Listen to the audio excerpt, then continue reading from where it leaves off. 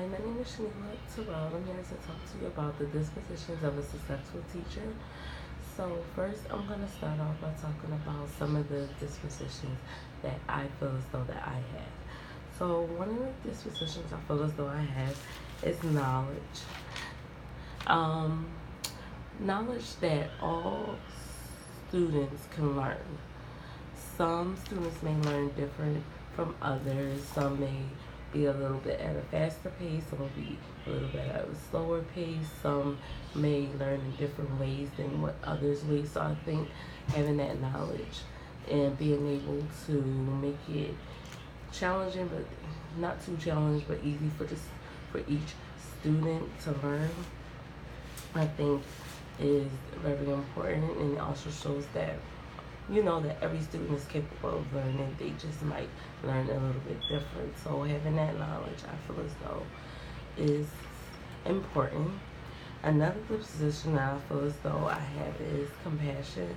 When it comes to being a teacher, I feel as though that I have that compassion, and I'm really compassionate with each of my children about what we're doing.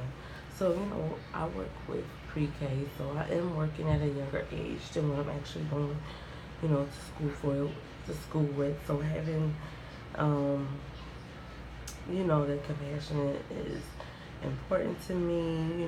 Working with children of that age group, I have to take the time for each child and make sure that each child needs are met. So being able to do that is very important.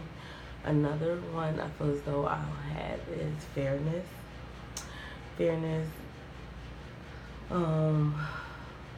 is building positive relations with each student is important because it shows that you're not just focused on one student, that you're focused on each child, and you know what each child needs and what each child interests, and everything is met.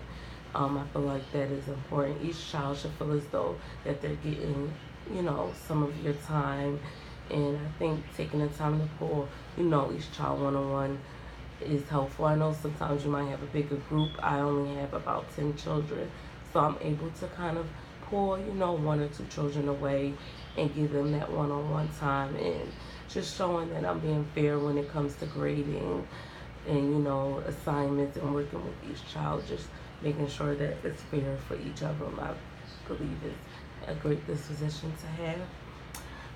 A position that I feel like I need to work on in the classroom, I feel like, is advocacy. I kind of tend to focus more on what's going on in the classroom.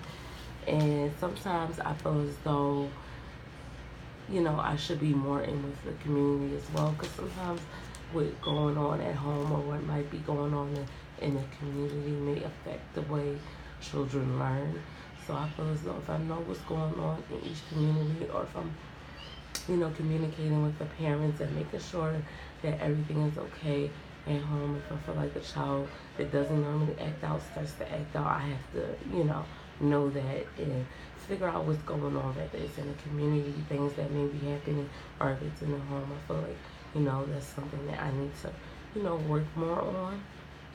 Another one I would say is curiosity.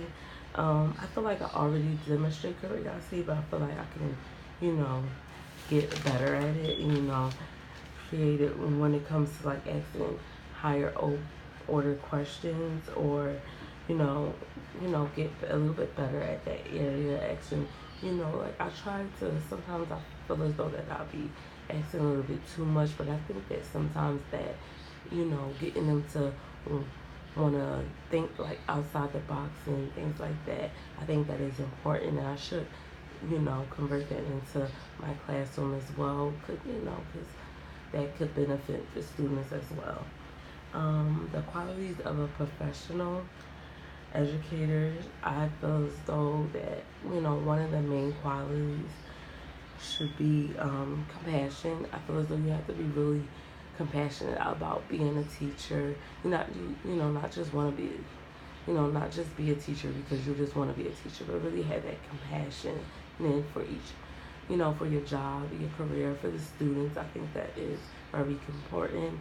I get asked a lot, like, how do I know? How is it being a teacher? And I feel as though A lot of the answer is that you have to have patience. I feel it's like you have to have a lot of patience. It could be a little difficult with working with children, but having that patience and taking the time out to understand each child is important. I feel as though dedication, should be in there, being dedicated and, wanting to learn more and do more. And, like I take on a lot of trainings throughout the year, even though I'm only a pre-K teacher, but I do a lot of trainings. I'm CPR certified, fire safety certified. Um, I'm about to have my first day, so it's a lot of things that being dedicated and making sure you have what you need for each of your students is very important. And I think it's one of the things that will help you become a successful educator. Also, making sure that you stay professional in your professional when it comes to students, co-workers, family, your parents. I think always remaining professional no matter what the situation is also important when it comes to being a successful teacher.